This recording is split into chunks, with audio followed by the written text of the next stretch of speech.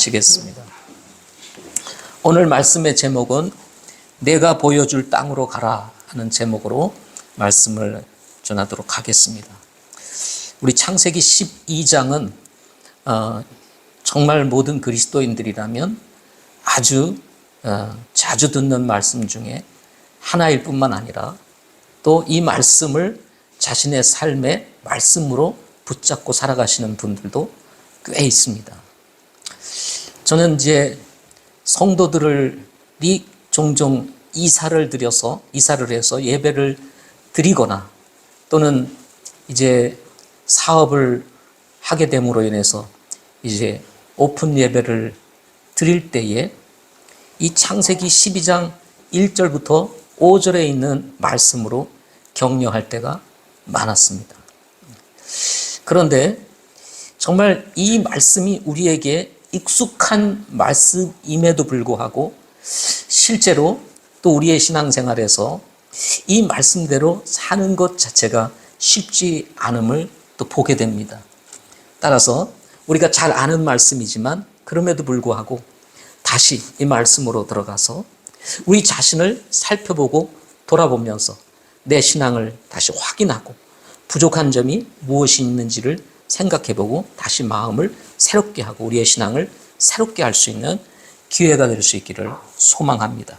성경에서는 청년 세대를 비유적으로 청춘의 이슬이라고 이렇게 번역을 하기도 했습니다.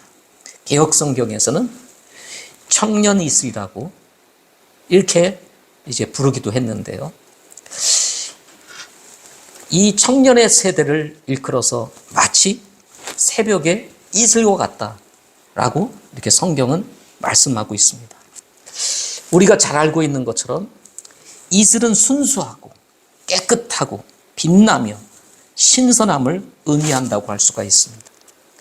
연약해 보이지만 빛나는 이슬은 펼쳐질 하루의 웅장한 삶의 비전과 가능성을 위한 헌신의 가치에 대한 무언의 메시지를 전해주는 뭔가 우리에게 느낌을 가져다주는 물체라고 할 수가 있을 것입니다. 시편 110편 3절에 주의 권능의 날에 주의 백성이 아침의 태에서 나오는 거룩함의 그 아름다운 것들로 자원하리니 주께는 청춘의 이슬이 있나이다. 이렇게 말씀을 했습니다. 이 말씀 속에 숨겨져 있는 이 내용들을 가만히 들여다보면 제가 지금 말씀을 드렸던 것처럼 오늘 하루에 우리의 삶에 펼쳐질 정말 웅장한 비전과 가능성 그리고 정말 헌신에 대한 가치가 얼마나 위대한지를 드러내는 본문이라고 할 수가 있을 것입니다. 청년의 개념은 나이에 따라서 결정이 되지만 신앙에 있어서는 나이와 관계없이 청년과 같이 우리가 신앙생활을 해야 한다는 것입니다. 여러분 동의하시죠? 예. 하나님을 믿는 일이야말로 신선하고 그리고 웅장한 삶의 비전과 세상을 향한 도전 그리고 나아가 헌신의 가치를 새롭게 하기 때문에 그렇습니다. 청년에게 필요한 정신은 개척 정신이듯 나이와 관계없이 성도들은 매일의 삶의 현장에서 신앙생활을 개척해야 하는 개척자들이라고 할 수가 있을 것입니다. 어제 내가 신앙생활에서 성공했다고 오늘의 삶에서 신앙생활에 성공하리라는 보장이 없기 때문에 그렇습니다. 그래서 매일의 삶이 우리의 신앙을 개척하는 그런 날이라고 해도 과언이 아니라는 것입니다. 마치 아브라함이 갈대아 우르를 떠나 하나님께서 지시한 땅으로 가라고 하신 명령을 따라 한 번도 가보지 못한 땅으로 나아갔던 것과 같은 그런 정신이 바로 우리에게 필요한 것입니다. 바울은 이런 정신이 필요한 성도들을 향해서 기록하기를 이렇게 기록합니다. 고린도전서 16장 13절에서 너희는 깨어 믿음에 굳게 서서 남자답게 행동하며 마음을 강하게 하라 하고 말씀하십니다. 우리가 신앙을 개척하는 삶에서 우리 사도 바울이 우리에게 주는 메시지라고 할 수가 있습니다. 믿음에 굳게 서서 남자답게 행동하며 마음을 강하게 하라. 사람은 남성과 여성의 성을 가지고 있지만 신앙에 있어서는 여성이나 남성이나 상관없이 남자답게 행동해야 될 것을 말씀하고 있는 것을 보게 됩니다. 남자다움이란 여러분 무엇이라고 생각합니까? 남자다움이란 아마도 사도 바울이 이 전하는 메시지의 그 속에는 물러서지 않는 신앙, 물러서지 않는 믿음을 말하고 있다라는 생각을 가지게 됩니다. 하나님께서 말씀하시면 아브라함처럼 믿고 나가는 신앙이 우리에게 필요하다는 것입니다. 때로 우리는 믿음으로 어떤 것을 결정해야 될 때에 고민하고 생각하는 시간을 많이 가지려고 할 때가 있습니다. 그러나 믿음의 결정이라고 하는 것은 고민하고 생각하는 것이 아닙니다. 하나님의 뜻이라면, 하나님의 말씀이라면 우리가 즉각 반응하는 것이 믿음이라는 것입니다. 우리가 믿음으로 선택하고 믿음으로 결정을 해야 될 때 우리는 고민하고 있습니다. 생각하고 있습니다. 아니라는 것입니다. 잠을 자지 못하고 제대로 먹지 못하고 미래가 불투명해 보여도 하나님께서 지시한 땅으로 나가라고 말씀하시면 우리는 그 말씀에 즉각 순종해야 한다는 것입니다. 우리가 믿는 것은 돈이 아닙니다. 우리가 믿는 것은 믿을 만한 정보도 아닙니다. 그리고 유용한 스펙도 아닙니다. 남들이 인정할 만한 라이센스가 아닙니다. 사람들이 말하는 그야말로 괜찮은 직장도 아닙니다. 우리가 믿어야 할 것은 오직 하나님 그분이시기 때문인 것입니다. 우리가 신뢰할 수 있는 것은 그분이며 그분의 말씀인 것입니다. 그분의 말씀은 오류가 없습니다. 그분의 말씀에는 실수가 없는 분이신 것입니다. 이런 믿음을 가지고 갈 때 아브라함이 경험했던 하나님을 우리도 경험할 수 있는 기회를 가지게 되는 것입니다. 그렇다면 이 시대의 그리스도인으로서 아브라함을 통해서 배울 수 있는 것은 무엇일까요? 첫째는 지금 하나님께서 우리에게 보여주신 땅으로 떠나라 하는 것입니다. 본문에서 우리가 믿음 생활을 하는 데 있어서 중요한 원리 한 가지를 제시하는데 그것은 뭐냐면 떠나라 하는 것입니다. 떠나라. 우리 김성국 경제님이 호주 시민이신데요. 예. 그죠? 예. 오늘 제가 이야기를 가지고 왔는데 호주와 관련된 이야기를 하나 가지고 왔습니다. 1800년대 들어서 호주에서 유입된 영국인들이 마오리족과 함께 생활을 하다가 1840년 와이딩 조약이라고 하는 것을 체결하면서 본격적으로 이민자들이 호주에 몰려오게 되었습니다. 이 시기를 골드러시라고도 이렇게 부릅니다. 에로우 타운이라는 곳에 지금의 사금이 대량으로 발견이 되면서 금을 캐려고 하는 사람들이 많이 이주를 하게 되었던 것입니다. 그야말로 한 방을 노리는 사람들이 왔던 것입니다. 뉴질랜드 제1의 황금기를 맞이하게 되는 기회가 되었다고 합니다. 실제로 지금도 에로우 타운에 가면 그 당시 소문만 듣고 찾아온 중국인들도 있었는데 그 중국인들이 실제 거주하고 있었던 그 지역이 그대로 보존이 되어 있다고 합니다. 당시 중국인들이 살던 그 보존된 집들을 보게 되면 마국간보다도 못했던 아주 정말 열악한 상황 속에서 한 방을 기대하면서 금을 캐기 위해서 중국에서까지 이 뉴질랜드로 오게 되는 일들이 있었다고 합니다. 1800년대 그저 소문만 듣고 이 뉴질랜드까지 왔던 중국인들 지금은 어떨까요? 대가를 지불하고 왔던 당시의 사람들로 인해서 자손들이 잘 살고 있다고 합니다. 이 시기를 골드러시 또는 개척시대라고 부르는 이유입니다. 지금의 뉴질랜드는 한가로이 양떼들이 풀을 뜯고 초원을 가로지르는 시원한 바람을 맞으며 사색을 즐기고 여유를 벗삼는 그런 나라로 비춰지고 있습니다.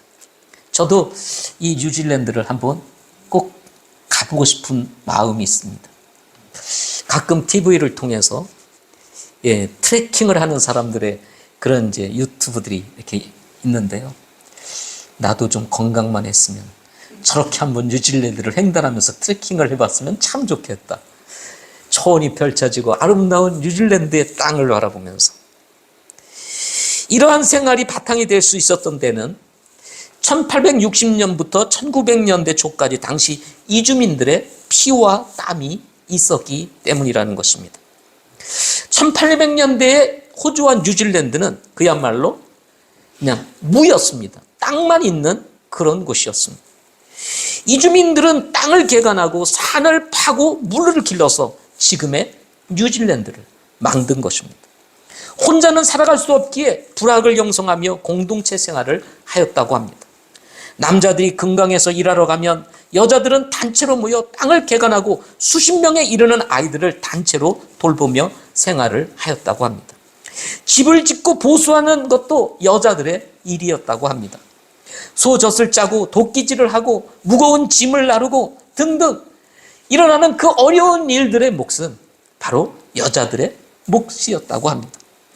당시 여자들은 억센 팔과 넓은 어깨를 자랑했다고 합니다. 힘 있는 사람이 아니고서는 살 수 없는 그런 곳이었기 때문에 아마도 그렇게 자랑을 하지 않았나 싶습니다. 이런 여자들의 피와 땀이 근거가 되어서 천혜의 자연을 자랑하는 살기 좋은 나라, 살기 좋은 땅이 될 수가 있었던 것입니다. 나라도 기업도 개인도 이렇게 개척 정신에 의해서 만들어지고 세워지게 된다는 것입니다. 남들이 생각하지 못한 것, 남들이 생각하지 않는 환경, 남들이 감히 경험하기 어려운 고난을 감수하면서 가족을 떠나 개척의 길을 떠났던 사람들에 의해서 나라가 세워지고 기업이 세워지고 가정이 세워지게 된다는 것입니다. 그렇다면 신앙은 어떨까요? 그냥 믿으면 저절로 세워질까요? 대가를 지불하지 않고 과연 우리의 믿음의 신앙이 제대로 세워질 수 있겠는가 하는 것입니다. 오늘 아브라함을 한번 보시기를 바랍니다. 아브라함조차도 감히 생각하지 못했던 땅, 고향과 가족을 두고 떠나는 믿음을 바탕으로 한 용기 있는 모험을 시작하였을 때 이스라엘이라고 하는 위대한 나라를 세우기 위한 하나님의 계획이 시작이 되었다는 사실을 우리는 잘 알고 있습니다. 만약에 이 하나님께서 아브라함에게 살고 있었던 갈대아 우르를 떠나서 하나님께서 지시한 땅으로 가라고 했을 때 그가 계산하고 있었다면 어떻게 되었을까요? 믿음의 조상 아브라함이라고 하는 이 명예로운 존칭은 그에게 없었을 것입니다. 남들의 말을 듣고 행하려고 한다면 과연 갈대아 우르를 떠나서 하나님 지시한 땅으로 갈 수가 있었을까요? 정보를 수집한 후에 내가 갈 만한 곳이 어떤 곳인지, 내가 갈 곳이 어떤 곳인지 정보를 수집한 후에 가능성을 타당한 후에 간다고 했다면 갈 수가 있었겠는가 하는 것입니다. 그러나 아브라함은 그것이 어떤 것인지 알지 못한 채 하나님께서 말씀하심에 순종하여 자신이 살고 있었던 땅을 떠나 하나님께서 지시한 땅으로 갔다고 성경은 말씀하고 있습니다. 사랑하는 서귀포 성도 여러분, 우리가 바라보아야 할 분은 하나님이시라는 사실을 기억해야 합니다. 우리가 믿을 수 있는 분은 하나님이시기 때문에 그렇습니다. 그분은 전지하신 하나님이시며 살아계시는 하나님이십니다. 히브리서 11장 6절에 보면 이렇게 말씀하셨습니다. 믿음이 없이는 하나님을 기쁘시게 하지 못하나니 하나님께 나아가는 자는 반드시 그분께서 계시는 것과 또 그분께서 자신을 열심히 찾는 자들에게 보상해 주시는 분이심을 믿어야 한다고 말씀하고 있습니다. 믿음이 우리에게 필요한 것입니다. 어떤 믿음이 필요할까요? 떠나는 믿음이 필요한 것입니다. 현실적으로 이해하기 어려울지라도 하나님께서 말씀하신다면 그 말씀을 믿고 떠날 수 있는 믿음이 우리의 신앙을 세우고 우리의 미래를 결정하게 된다는 것입니다. 오늘날 우리는 너무 좋은 환경에서 살아가고 있는 것이 사실입니다.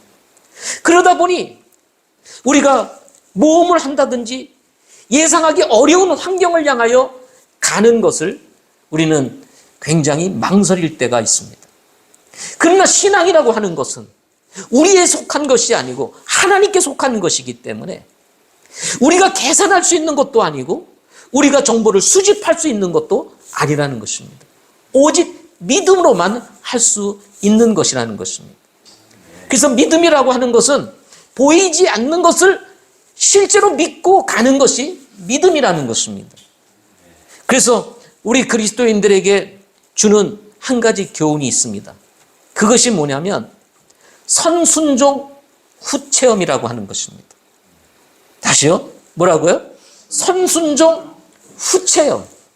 그런데 우리는 많은 경우에 체험을 하고 이해가 되고 설득이 되고 그리고 뭔가 받아들여질 수 있을 때 행동을 하려고 합니다.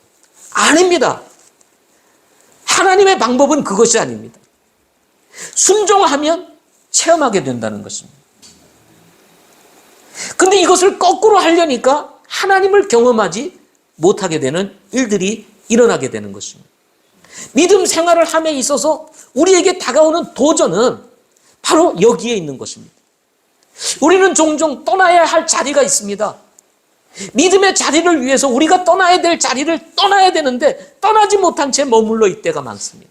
그래서 신앙이 자라지 못하고 하나님과의 관계가 회복되지 못하는 경우들이 있는 것입니다. 바로 이 아브라함을 통해서 우리가 배울 수 있는 것 하나, 그것은 주님께서 말씀하시면 그 자리를 뭐라는 거예요? 떠나라 하는 것입니다. 그럴 때 우리의 믿음은 세워지게 되는 것입니다. 살아있는 신앙, 깨어있는 신앙, 그리고 역동적인 신앙은 바로 여기서부터 출발하게 되는 것입니다. 하나님은 유에서 유를 만들어내실 수 있는 분이시지만 동시에 무에서 유를 창조하실 수 있는 분이시라는 사실을 믿어야 되는 것입니다. 유에서 유가 아니라 무에서 유를 창조하실 수 있는 바로 살아계신 하나님이라고 하는 이 믿음이 있을 때 우리는 아브라함과 같이 우리가 이해하기 어려운 곳으로 가라고 할지라도 갈 수 있는 용기가 생기게 되는 것입니다. 두 번째로는 하나님께서 이루실 큰 비전을 소유하라고 하는 것입니다. 우리 2절 말씀을 보겠습니다. 2절 말씀을 보겠습니다. 같이 읽겠습니다. 시작. 내가 너로부터 큰 민족을 만들고 내게 복을 주어 내 이름을 크게 하리니 내가 복이 되리라. 하나님께서 아브라함에게 주신 비전이었습니다. 축복의 말씀이기도 했습니다. 내가 너로부터 큰 민족을 만들고 내게 복을 주어 내 이름을 크게 하리니 내가 복이 되리라. 하나님께서 아브라함에게 주신 비전의 말씀이었습니다. 그런데 우리가 하나님을 믿고 이 말씀을 보니까 이 말씀이 그냥 이해되어지고 받아들여지고 아무 생각이 없습니다. 생각 없으시죠? 그죠? 그냥 받으시죠? 근데 지금 하나님이 나타나셔가지고 이 말씀을 우리에게 주신다고 한다면 여러분은 어떻게 반응할까요? 너무 황당하지 않을까요? 갑자기 뜬금없이 하나님이 나타나셔서 병성아, 내가 너로 큰 민족을 만들고 내게 복을 주어 내 이름을 크게 하리니 내가 복이 되리라. 그러면 우와, 하나님 내게 말씀하셨어. 물론 여러분들은 그렇게 하실 수 있을 것 같아요. 근데 저는 그러지 않을 것 같습니다. 하나님 제가 뭔데요? 아이고 농담하지 마세요. 뭐 이럴 것 같아요. 너무 크고 원대한 비전입니다. 나로 한 민족을 이룬다? 생각하기 어려운 것입니다. 나 살기도 바쁜데 지금 나로 인해서 큰 민족을 이룬다? 너무 황당한 비전처럼 들리게 되는 것입니다. 그러나 아브라함은 이 약속을 믿고 고향 친척 아비집을 떠나서 하나님께서 지시한 땅으로 갔다고 성경은 말씀하고 있는 것입니다. 한국 전쟁이 한창이던 1950년 말 10살 소년이 고향 원산 갈미항에서 피란 가는 교회 형들을 배웅하러 나루터에 나가 잠깐 배에 올랐다가 그만 그 배가 출항을 함으로 인해 가지고 가족들과 생이별을 하는 고초를 겪게 된 한 소년이 있었습니다. 이 소년이 타고 간 이 배는 무코항에 이르게 되었고, 이 소년은 이 무코항에 딱 내린 이후 3년 동안 거지 생활을 하다시피 하였습니다. 아무도 없는 땅에서 산다는 것은, 그것도 10살 난 소년이, 이것은 참으로 어려운 일이었습니다. 그것도 전쟁통이었으니 더더욱 힘든 생활이었던 것입니다. 3년 동안의 거지 생활을 하다가 이 소년이 13살 되던 해에 마음에 결심을 하게 됩니다. 어떤 결심을 하냐면, 내가 가족이 있는 곳으로 가야 되겠다. 그래서 그는 무코항에서부터 출발하여 끝없이 북으로 걸어가게 되었습니다. 강원도 홍천 인근에서 배고픔과 추위를 견디지 못해 소년은 그만 쓰러지고 말았다고 합니다. 우연히 지나가는 사람들에게서 발견되어 간신히 목숨을 건졌던 이 소년은 한국군과 미군 부대에서 잔심부름을 하는 쇼리라는 생활을 하게 되었다고 합니다. 이때 그를 돌봐준 한 미국인이 있었는데, 빌리라고 하는 미국인이 있었다고 합니다. 근데 이 빌리라고 하는 이 군인도 고아였다고 합니다. 같은 처지에 있는 이 소년을 돌보게 된 것입니다. 미군 부대에서 일하던 중 북한군이 쏜 포탄에 유료 저장고가 터지면서 일어나는 화재로 인해서 이 아이가 전신에 화상을 입는 불행한 사건이 벌어지게 됩니다.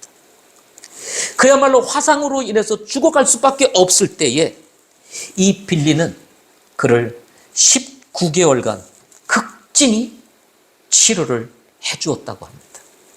결국 가까스로 목숨을 건지게 되었고, 그렇게 목숨을 건진 이 소년이 살기 위해서 15세가 되던 해에 서울로 상경을 해서 모자가게 사원으로 취직을 하게 되었다고 합니다. 당시 어려운 환경에서 가게에 취직된 것만으로도 그것은 굉장한 사건이었을 것입니다. 그는 하루에 18시간씩 그 가게에서 일을 했다고 합니다. 그리고는 4년이 지난 19세 때에 열심히 일한 덕으로 처음으로 자신의 모자 가게를 차릴 수가 있었다고 합니다. 19세의 어린 나이. 그는 편하고 멋진 모자들을 만들기 위해서 종일 사람들의 머리 모양을 연구하기 시작했다고 합니다. 김성국 형제 같은 머리는 이런 모자, 누구는 이런 모자. 지나가는 사람들의 머리 모양을 생각하면서 끊임없이 어떻게 모자를 만들면 사람이 편하게 그리고 멋있게 쓸 수 있을까. 여자들을 위한 모자도. 그렇게 연구하면서 만들어낸 모자가 하나씩 팔려나가면서 단골 손님들이 늘어나게 되었고, 그 가게는 번창을 하게 되었다고 합니다. 그러다가 5.16 혁명이 일어나게 되었는데요. 이것이 이분에게는 또 다른 시련이 되었다고 합니다. 박정희 전 대통령이 전 국민에게 국민 재건복을 입도록 하면서 모자를 쓰는 것은 사치스러운 것으로 여겨짐으로 인해서 모자가 갑자기 팔리지를 않게 되었다고 합니다. 그야말로 쫄딱 망하는 그런 상황에 접하게 되었습니다. 그런데 이 사람은 이때가 기회라 생각을 해가지고 그 쓰지 않는 모자들, 그리고 팔려나갔던, 가게에 팔려나갔던 고급 모자들을, 안 팔리는 그 모자들을 싸게 구입을 했다고 합니다. 싸게 구입을 해서 창고에 탁 지어놓고 때를 기다렸다고 합니다. 시간이 흘러 사람들이 다시 모자를 찾기 시작하게 되었고, 이 사람은 그때 모아놨던 모자를, 싼 가격에 샀던 모자를 풀어서 판매를 함으로 그야말로 돈을 왕창 벌게 되었다고 합니다. 이 사람이 바로 영한 모자를 세운 백성학 회장이라는 것입니다. 영감 만드는 모자의 개수는 1억 개를 지금도 웃돌고 있고, 지금은 훨씬 더 웃돌겠죠. 당시에 모자 매출액, 연간 매출액이 2억 1천만 달러, 약 2천억에 가까운 그러한 모자를 판매를 했다고 합니다. 북미 시장 점유율이 약 70%에 달했고, 명실상부한 세계 최대의 모자 제조업체가 되었다고 합니다. 지금도 영한 모자는 세계적으로 유명한 모자가 아닙니까? 백성학 회장은 자신의 삶을 담은 자전적인 책, 내가 만들지 않은 성공이라는 이 책을 출판하면서 화제가 되었는데요. 이 책을 읽어보면 그는 바로 크리스찬이었습니다. 크리스찬. 가족을 떠나 화상을 입으면서까지 남들이 겪지 않는 어려움들을 만났지만 그런 고난을 극복하고 인생을 개척하여 성공의 신화를 이루어냈던 그런 사람이었습니다.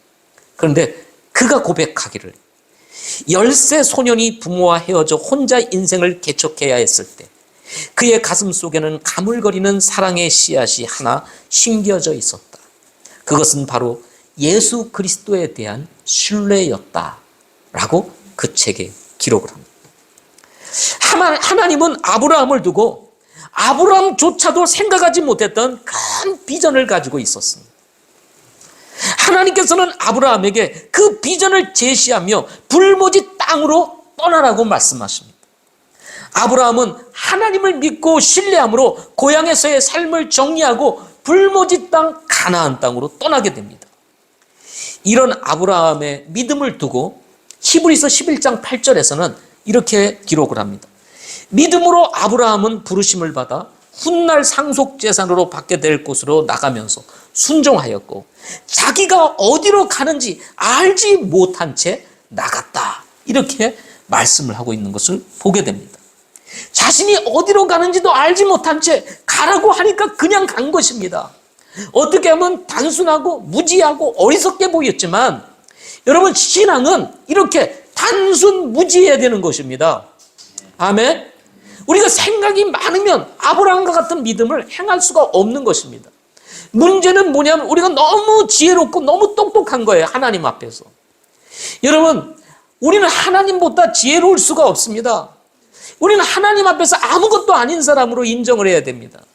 하나님, 나는 아무것도 모릅니다. 그리고 무지하게 주님의 말씀에 순종할 때 아브라함과 같은 놀라운 축복을 경험할 수가 있게 된다는 것입니다. 아브라함의 성공은 바로 이렇게 하나님께서 보여주셨던 큰 비전, 큰 민족을 이루고 내 이름을 크게 하리라고 하신 그 말씀, 단순히 그 말씀을 믿고 가라고 하는 땅으로 갔을 때 하나님께서 그 비전을 아브라함을 통해서 이루시게 된다는 것입니다. 영한 모자를 세워 세계 모자 시장을 석권하고 내가 만들지 않는 성공이라는 책을 남겼던 백성학 회장의 성공 신화는 이미 하나님의 마음에 있었을 것이라는 생각을 저는 가집니다. 이미 백성학 회장을 바라보면서 하나님은 영한 모자를 생각하셨을 거고 그를 축복할 것이라고 하는 계획을 가지셨던 것입니다. 그리고 하나님은 사람을 붙여주셨고 그리고 지혜도 주시고 그리고 돈도 벌게 하심으로 말미암아 주님의 이름을 높이게 하셨을 것이라고 하는 것입니다. 제가 이 설교단상에서 백성학 회장의 이야기를 하는 것만으로도 성공한 거 아니겠습니까? 그렇잖아요? 꿈은 우리가 이루는 것이 아닙니다. 하나님께서 이루시는 것입니다. 꿈과 함께 계획도 하나님께서 가지고 계시고 하나님께서 주시는 것입니다. 그런데요, 제가 믿는 것은 뭐냐면 우리가 꿈꾸고 내가 생각하고 내가 원하는 것이 비전이 아니고, 때로 하나님의 비전은요, 우리도 잘 이해하기 어려워요. 그런데 믿음으로 가라고 하니까 가는 것입니다. 가다가 보니까 하나님께서 이것이 나를 향하신 하나님의 계획이었고 하나님께서 나를 향하신 하나님의 비전이었구나 하는 것을 깨닫게 되는 것입니다. 예. 그런데 요즘 시대는 어떻습니까? 네 인생을 살라고 얘기를 합니다. 네가 주도적으로 인생을 살라고 가르칩니다. 꿈을 가지라고 얘기를 합니다. 너 꿈은 뭐니? 자꾸 물어봅니다. 그러면 내 꿈은 이거야 하고 얘기를 합니다. 그런데 여러분, 그것은 하나님으로부터 온 것이냐라고 물으면 대답하기가 어렵다는 거죠. 오늘날 많은 그리스도인들이 자기 꿈을 가지고 살아갑니다. 아닙니다. 우리 그리스도인들은 내 꿈을 가지고 사는 것이 아니라 하나님이 우리에게 주신 비전을 가지고 사는 사람들이 돼야 된다는 것입니다. 내 꿈은 하나님과 의미가 없는 것입니다. 하나님과 관계가 없는 것입니다. 하나님과 연결되지 않은 비전은 그것은 하나님과 아무런 의미가 없다는 사실을 알아야 됩니다. 하나님은 우리를 잘 아시는 분이십니다. 내 능력도 내 재능도 그리고 내가 무엇을 할 수 있는지도 잘 아시는 분이십니다. 나보다 나를 더 잘 아시는 분이 하나님이시라는 것입니다. 그분은 나에 대해서 최선을 다하시는 분이십니다. 그리고 최고의 것을 안겨주시기를 원하시는 분이십니다. 아브라함에게 최고의 것을 주시고자 하셨던 것처럼 하나님께서도 여전히 우리에게 최고의 것을 주시고자 하시는 것입니다. 그런데 우리는 하나님의 그 비전을 신뢰하지 못하고 내가 원하는 것, 내 꿈을 가지려고 자꾸 시도한다는 것입니다. 오늘날 교회 안에서도 이런 문제들이 언밸런스가 일어나고 있다는 거예요. 하나님의 비전과 내 비전과 이것을 잘 몰라가 내 비전이 하나님의 비전이고 하나님의 비전이 내 비전으로 이렇게 오해를 합니다. 아닙니다. 비전은 하나님으로부터 오는 것입니다. 내가 세우는 것이 아니에요. 그래서 저는 제 아들에게 이렇게 얘기를 합니다. 네가 뭐 하려고 하지 마라. 누가 너에게 너 뭐가 되고 싶으니? 너가 가지고 있는 꿈이 뭐니? 그러면은 그거에 대해서 네가 자꾸 생각해서 만들어내려고 하지 말아라. 네 꿈은 너에게서 나오는 게 아니야. 하나님으로부터 오는 거야. 그래서 네가 현실에서 지금 하나님께서 주시는 말씀에 붙잡고 그것을 한 걸음 한 걸음 내리다 보면 내가 생각지 못했던 곳에 나를 하나님이 인도해 가시는 것을 경험하게 될 거야. 그러니 남들은 나는 비전이 이건데 막 그렇다고 해가지고 그것에 너 마음 흔들리지 말아라. 하나님이 위대하신 분이에요. 너는 너를 향하신 하나님의 계획이 뭔지 몰라도 네가 말씀에 순종하고 하나님의 말씀을 따라가다 보면 네가 생각지 못했던 것을 하나님 보여주시게 되고 그리고 그것을 쫓아가게 되면서 하나님께서 너를 통해서 뜻을 이루시게 되는 것을 보게 될 거야. 이렇게 저는 제 아이에게 가르쳐 줍니다. 남들이 다 얘기를 하니까 쫓아가면 안 됩니다. 우리 그리스도인들은. 성경적 세계관을 가지고 볼 수가 있어야 된다는 것입니다. 세상 사람들이 뭐라고 말하느냐가 중요한 것이 아니라 성경에서 뭐라고 말하느냐를 가지고 우리는 자녀도 가르쳐야 되고 내 인생을 설계를 해야 되고 하나님 앞에 내 자신을 맡겨야 되는 것입니다. 우리가 하나님을 통해서 배워야 할 것은 하나님께서 보여주셨던 비전을 내 것으로 삼아서 믿음의 길을 떠났던 아브라함처럼 우리가 믿음의 길을 떠나야 한다는 것입니다. 그렇게 될 때 하나님이 가지고 계신 나를 향하신 비전을 하나님께서 이루신다는 것입니다. 히브리서 11장 13절 말씀에 이런 말씀이 있습니다. 이들은 다 믿음 안에서 죽었으며 약속하신 것들을 받지 못하였으되 멀리서 그것들을 보고 확신하며 끌어안았고 또 땅에서는 자기들이 나그네요 순례자라고 고백하였으니 그런 것들을 말하는 자들은 자기들의 본향을 찾고 있음을 분명히 나타내느니라 하는 말씀이 있습니다. 이 말씀에서 우리가 주목해야 될 것은 뭐냐면 이 믿음의 사람들, 믿음의 조상들은 약속을 받았지만 어떻게 했어요? 약속은 받았지만 약속하신 것들이 실제로 자신의 삶에 이루어졌어요? 안 이루어졌어요? 안 이루어졌어요. 그것을 어떻게 했다고 그랬습니까? 멀리서 그것을 보고 확신하고 끌어안았다고 그랬습니다. 멀리서 그것을 바라보고 확신하고 끌어안아서 자기 소유로 삼았어요. 자기 뒤에는 그것이 이루어지지 않았지만은 하나님의 계획은 내 다음 세대, 다음 세대, 다음 세대를 통해서 이루실 원대한 비전이라는 사실을 안고 그 확신을 가지고 그렇게 믿음으로 죽었고 믿음으로 살았다고 성경은 말씀하고 있는 것입니다. 그렇습니다.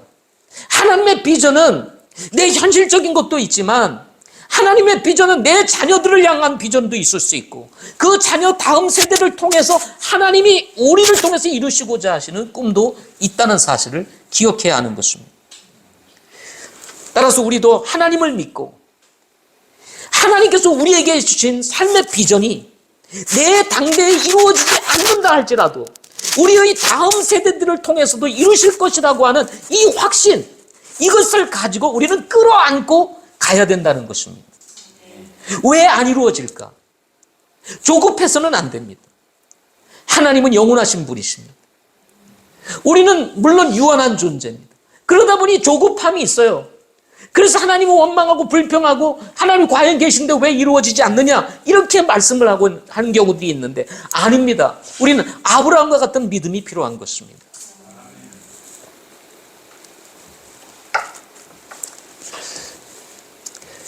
서귀포에서 종종 얘기를 드렸지만 다시 한번 말씀드리면 우리 이혼 형제를 보고 가만히 있을 수가 없어서 하나님 늘 부담 주셔가지고 예배를 시작해야 되겠다 이렇게 생각을 했는데 그 예배를 시작하는 것이었지 제가 이곳에 예배당을 가지고 이렇게 할 것은 생각도 안 했습니다.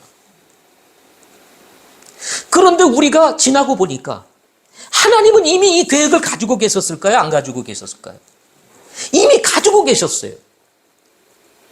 저는 아무것도 사실은 계획한 것이 없었습니다. 단순히 예배를 드려야 되겠다. 한 영혼을 그냥 둘 수는 없겠다. 그 부담을 주셔서 예배를 시작했어요. 그런데 하나님께서 묘하게 우리 선임자매님도 보내주셔가지고 왔다 갔다 하시게 하시고 또 우리 원호 형제 보내주시고 또 천 형제가 그때는 또 왔어요. 희준이 형제하고 같이 또 오고 이러다 보니까 아니 저는 그래도 아직 그 이혼 형제 집에 가면요 거실에 한 20명은 모일 수 있다고 생각하거든요. 우리 다 들어갈 수 있어요. 그죠? 20명은 충분히 모입니다. 근데 아니 저 친구가 어떻게 된 건지 자꾸 예배당을 알아보러 다니는 거예요. 나한테 허락도 안 받고. 그리고는 자꾸 예배당을 와서 보래요. 자기가 알아보고는. 그때 돈이 있는 것도 아니고 무슨 계획도 있는 것도 아니고 아무것도 없어요. 그래서 속으로 제가 뭐라는지 저 친구가 돈이 많나?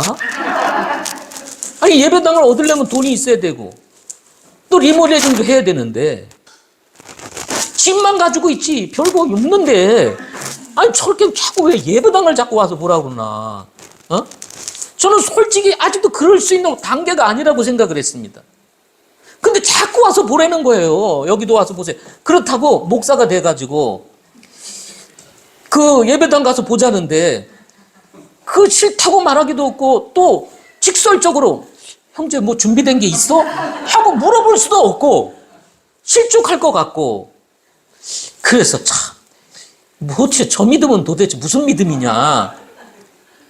사실은 제가 이 얘기는 처음 하는 거예요. 그죠? 저 믿음은 도대체 무슨 믿음이냐.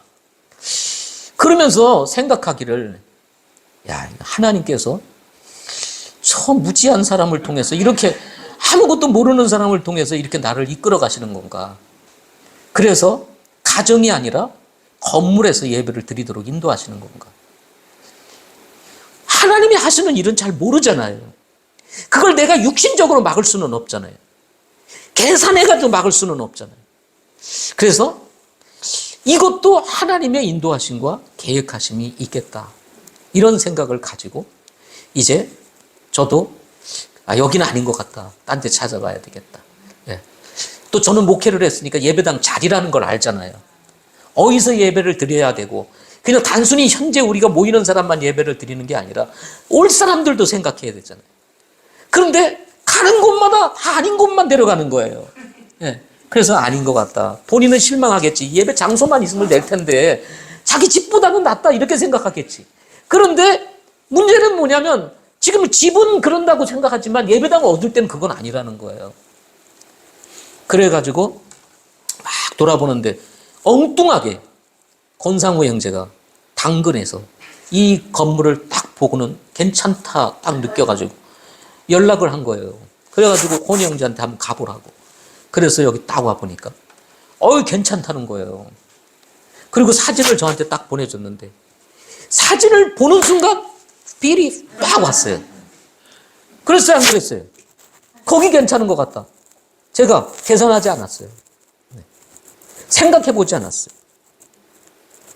지금 뭐 우리가 준비된 것도 없고 계획한 것도 없고 누구한테 헌금하라고 말할 수 있는 상황도 아니고 우리 혼 형제한테 정말 막말로 얘기하면 형제가 다 될 거야? 이렇게 말을 할 수 있는 상황도 아니에요. 왜? 본인이 찾으러 다녔으니까. 예. 결국은 내가 감수해야 될 일이다. 이건 하나님이 하시는 일이다. 이렇게 생각을 하고 어떻게 했느냐. 제가 와봤죠. 와봤는데 세상에 딱 준비해 놓으신 거야. 우리가 찾고 찾아도 이런 건물을 찾기가 어려워요. 너무 딱 맞는 곳을 하나님이 우리에게 보여주신 거지. 예. 바닥도 보세요. 이렇게 잘 만들어 놨어요, 이게. 우리가 한 게 아닙니다, 이거. 기가 막힌 거예요. 근데다가 식당을 딱 만들 수 있도록 이렇게 쏙 들어가 있어. 완벽한 거야. 저는 딱 보는 순간, 이야, 여기 식당하고, 여기 딱 하고, 여기 딱 예배당 하면 딱이겠구나. 그래서 바로 계약하자고. 마련된 건 아무것도 없어요. 하나님께서 인도하시니까, 믿음의 길을 가니까 다 채워줬습니다. 아멘? 네. 다 채워줬어요. 그 빚이 좀 있었어요. 뭐 리모델링하고 그러니까 한 2천만 원 이상? 그죠? 연세까지 거의 한 3천만 원 정도? 이렇게 누적돼 있었는데 그것도 하나님께서 다 해결해 주셨어. 예. 뭐 예배 드린 지 얼마 안 돼가지고 그죠? 오픈 예배 한다 뭐 한다 막 하면서 성도들이 와서 목사님들 와서 헌금해주고 막 이런 돈들이 막 들어와가지고 그냥 얼마 안 돼서 모든 것이 다 해결이 돼버리고 연세까지도 다 해결이 돼버렸어. 네. 우리가 계획했나요? 안 했어요. 시작할 때 이런 계획했나요? 안 했어요. 하나님께서 부담 줘가지고 하라니까 예배 드렸고 한 분, 두 분, 세 분 모여서 하다 보니까 부담이 됐는지 자꾸 예배당 보게 하나님께서 역사하시고 그것도 저도 이것도 하나님의 인도하십니다 생각해서 어떻게 해요? 우리가 이거는 하나님이 우리에게 보여주시는 또 하나의 계획이시니까 행하자 하다 보니까 여기 주시고 하나님께서 서목사님까지 보내셔가지고 리모델링 하는데 다 아이디어를 제공하고 협력해서 이 사역을 이루게 하시는 놀라운 역사를 이루신 거 아닙니까? 네. 계획한 거 없습니다. 하나님의 말씀에 순종하고 하나님의 인도하심에 순종하니까 보여주시는 거예요. 제가 말씀드리는 비전 여기 아시죠? 공원 하나님 보여주시는 거예요. 제 유익을 위해서 하는 거 아닙니다. 저의 뭘 위해서 하는 게 아니에요. 어떻게 하면 우리 교회가 이 지역에 있는 영혼들을 구원하고 그 영혼들을 찾아서 복음 전할 수 있을까? 하나님이 이 공원을 딱 보는 순간 저는 그게 딱 들어온 거예요. 이 공원을 활용하면 사람들이 오게 할 수 있겠구나. 이루어질 수 있을까요? 없을까요? 내가 하는 일이라면 안 되겠죠. 하나님이 하시면 됩니다. 하나님은 신실하신 분입니다. 비록 아들을 모리아산 정상에서 희생물로 바치라고 하시는 납득하기 어려운 믿음 테스트가 있었지만 그럼에도 불구하고 이 아브라함이 그 어려운 시험을 이김으로 인해 가지고 하나님 앞에 인정된 자로 딱 역임을 받았을 때 의롭다 칭함을 받고 하나님께서 아브라함을 축복하시기로 아주 딱 결정을 하잖아요. 그죠? 시련은 있습니다. 믿음의 길을 가는 데 있어서 시련은 있습니다. 어려움은 있습니다. 그러나 우리가 그 시련을 감당하고 그것을 이겨내는 순간 하나님께서 우리가 알지 못하게 가지고 계셨던 그 꿈들을 펼쳐서 우리에게 보여주시고 이루신다는 사실을 여러분 믿으시기를 바랍니다. 네. 하나님은 우리보다 더 크고 위대하신 분이신 것입니다. 마지막 세 번째, 불리한 환경을 보지 말고 이루실 하나님을 기대하라는 것입니다. 뉴질랜드가 드림랜드가 되어 세계에서 가장 살기 좋은 나라가 될 수 있었던 배경에는 불리한 환경을 기로한 개척자들이 있었기 때문이라는 사실을 말씀드렸습니다. 영한 모자가 세계적인 모자 회사가 되어 오늘에 이룰 수 있었던 것은 예수님을 믿고 신뢰했던 백성학 회장 같은 이런 분들이 그 어려움을 딛고 개척을 했기 때문에 가능했다는 것입니다. 이 시대를 사는 성도들에게 요구되는 신앙은 과연 어떤 신앙일까요? 현실적인 신앙일까요? 현실에 맞춰진 신앙. 그리스도인들조차도 현실에 맞게 살아, 현실에 맞게 신앙생활 해야지 하는 말들을 쉽게 내뱉고 있는 그런 시대에 우리가 살고 있습니다. 아브라함을 얘기하지만 아브라함과 같은 그런 믿음을 구사하는 것을 이 시대에서는 어떻게 보면은 이건 시대에 뒤떨어지는 것이다. 그건 좀 안 맞아. 라고 말하는 시대에 우리가 살고 있습니다. 교회 안에서. 편한 환경만을 선택하는 것이 과연 신앙인가? 고난을 피해 가는 것이 과연 신앙인가? 하는 것입니다. 오늘날 젊은 목회자들의 문제가 뭐냐? 저도 목회자이지만 어려움을 견디지 못한다는 것입니다. 불리한 환경을 극복하지 못한다는 거예요. 좋은 환경을 생각합니다. 안정된 환경을 생각한다는 거죠. 그러다 보니 사역이 여러분 제대로 될 수 있겠습니까? 고난을 극복하고 어려움을 극복하고 난관을 뚫고 나갈 수 있는 그런 것이 없이 어떻게 사역이 되냐는 거예요. 네? 안 된다는 것입니다. 하나님께서 쓰시는 사람은 어느 때 어느 시대든 불리한 환경에서도 하나님을 끝까지 신뢰할 수 있는지를 보시고 하나님께서 길을 내신다는 것입니다. 그냥 축복하는 게 아니라는 것입니다. 저는 후배 목사님들을 바라보면서도 안타까움이 있어요. 네.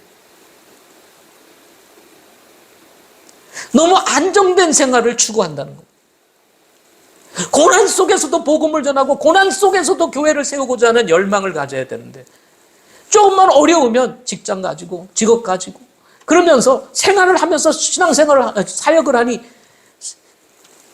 전담해서도 전심으로 해도 어려운 사역에 직장 다니면서 여러분 사역을 하면 그게 과연 얼마나 되겠느냐는 것입니다. 물론 시대가 변해서 이제는 직장을 가지고 사역을 해야 된다는 말들이 나오고 있는 이런 시대에 우리가 살고 있습니다. 그러나 저는 하나님을 믿습니다. 하나님께서 우리의 삶을 책임지시고 우리의 인생을 주도하신다는 사실을 저는 믿습니다. 하나님께서 살아계시면 우리를 먹여 살리실 것이고 우리를 인도하실 것이고 우리를 도우실 것이라는 거예요. 그 하나님을 우리는 경험해야 된다는 것입니다. 이것을 통과하지 못하면 우리도 이 시대를 사는 그리스도인으로서 제대로 믿음을 구사하기가 어렵고 열매를 맺기가 어렵다는 것입니다. 여전히 시대와 상관없이 하나님께서 쓰시는 사람, 하나님께서 축복하시는 사람은 불리한 환경에서도 변함없이 하나님을 믿고 그 자리에 머물러 주님 따르기를 결심하신 분들, 그런 분들을 하나님이 축복하시는 것입니다. 어렵다고 뒤로 물러나가고 신앙이 변질되고 그러는 것이 아니고 어제나 오늘이나 내일이나 변함이 없을 것 같은 그런 믿음, 그런 신앙을 가졌을 때 하나님께서 딱 인정할 때 그때 하나님께서 그 사람을 축복하시기 시작하시게 된다는 것입니다. 신앙 생활이라고 그랬잖아요. 그죠? 신앙 생활입니다. 신앙은 있는데 생활이 없으면 그것은 죽은 신앙입니다. 신앙은 있어요. 근데 생활이 없어요. 그러면 그거는 뭐예요? 죽은 신앙이라는 거죠. 지식적인 신앙인 거죠. 지식적인 신앙은 능력이 없습니다. 자칫 우리도 지식적 신앙이 되기가 쉽습니다. 성경에 대해서 알고 하나님에 대해서 알지만 삶이 뒤따라주지 못하는 이런 신앙생활 아니라는 것입니다. 지식도 필요해요. 그러나 그 지식에 맞는 생활도 필요한 것입니다. 그러므로 우리는 살아있는 신앙인이 되어야 합니다. 아브라함이 갈대아 우르를 떠날 때 나이가 75세였습니다. 거기에 사랑하는 아내 사레, 그리고 조카 롯과 하나님에서 얻은 모든 소유, 그리고 함께했던 또 다른 식솔들이 있었던 사실을 본문에서 밝히고 있습니다. 여기 한번 보세요. 5절 말씀. 아브라함이 자기 아내 사레와 자기 조카 롯과 하란에서 그들이 모은 그들의 모든 소유와 또 그들이 얻은 혼들을 데리고 갔다. 그들이 얻은 또 다른 사람들이 있었습니다. 혼자 몸도 힘들고 가족만 데리고 가는 것도 힘든데 조카까지 데리고 가요. 거기다 다른 식솔들도 있습니다. 여러분, 우리가 살면서요, 누군가를 책임지고 산다는 것이 참 힘듭니다. 그래요, 안 그래요? 오늘날 많은 젊은이들이 결혼을 하지 않는 이유 중에 저는 하나가 그거라고 생각합니다. 결혼을 하면 가족을 책임져야 된다는 부담이 큰 거예요. 자녀를 안 낳으려고 하는 이유도 마찬가지예요. 자녀를 낳으면 그 자녀를 평생 책임져야 된다라고 하는 부담이 큰 거예요. 그러니까 어떤 거예요? 낳지 말고 그냥 편하게 살자, 우리끼리. 이렇게 요즘 생각을 하게 되는 것입니다. 회사를 경영하시는 분들은 아시겠지만 한 달이 얼마나 빨리 오는지 모릅니다. 그 월급을 받으시는 분들은 한 달이 길 수 있어요. 근데 이 월급을 주는 사람의 입장에서는요, 한 달이 얼마나 빨리 오는지 모릅니다. 제가 금빛교회에 있을 때 대안학교를 이렇게 운영을 했습니다. 대안학교에서 나가는 한 달 그 재정만 한 1,200만 원 정도가 됩니다. 교사들 월급 이렇게 다 나가는 건데 한 달에 1,200만 원 정도. 근데요, 그 한 달이 얼마나 빨리 오는지 몰라요. 1,200만 원씩 나가야 돼요. 교회 사역은 뭐 둘째 치고 대안학교 하나를 운영하는 데만 해도 누군가를 책임지고 무엇인가를 하고 필요를 채운다는 것이 결코 쉬운 일이 아니라는 것입니다. 아브라함은 어떻습니까? 하나님의 말씀에 순종해서 가족뿐만 아니라 조카까지 자기의 식솔, 딸린 식구까지 다 데리고 가는 겁니다. 갈 바를 알지 못하고 가나안 땅이 어딘지도 몰라. 그런데 아브라함이 믿을 수 있는 건 뭐뿐이 없었어요? 하나님밖에 없었습니다. 하나님이 책임져 주실 거라는 거예요. 여러분, 이 믿음이 우리에게 필요해요. 누가 우리를 책임집니까? 부르신 분이. 누가 우리를 불렀어요? 하나님 불렀잖아요. 부른 분이 책임지는 거예요.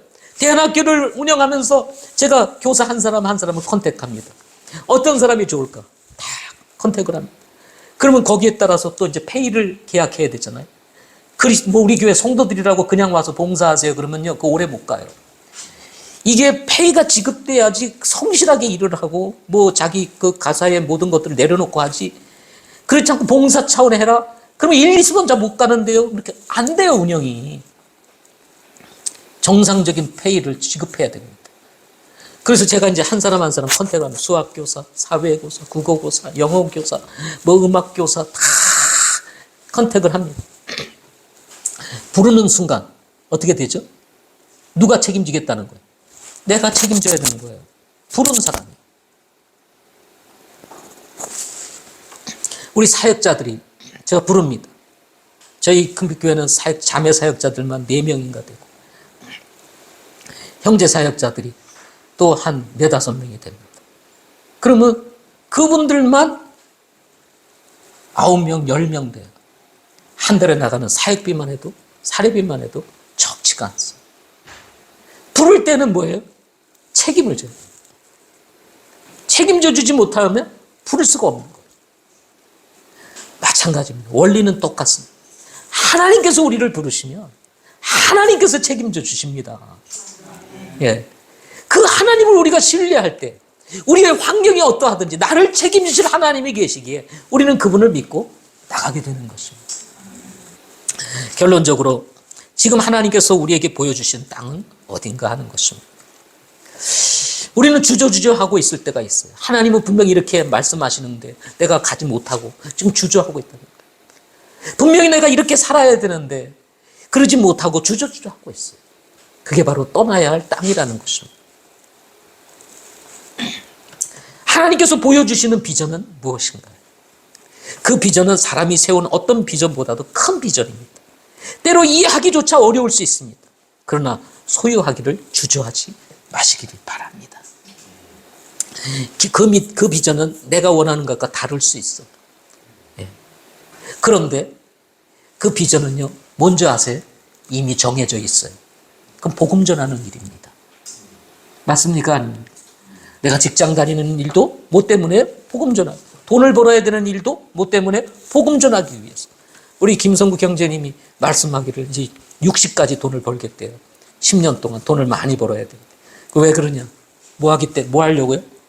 선교하기 위해서. 선교를 해도 뭐가 있어야 돼? 돈이 있어야 되더라는 거죠. 목적이 어디에 있냐는 거예요. 예. 주님을 위해서. 그런데 그렇게 하다 보면, 주님을 섬기다 보면 하나님께서 그 비전을 이루어 가신다는 말씀입니다. 하나님께서 허락하신 환경, 어떤 환경인가요? 마음에 들어요? 안 드세요? 안 드시죠? 드세요? 해석하기 나름이지만 저는 지금의 환경은 하나님이 나에게 꼭 필요한 환경을 주셨다고 믿습니다.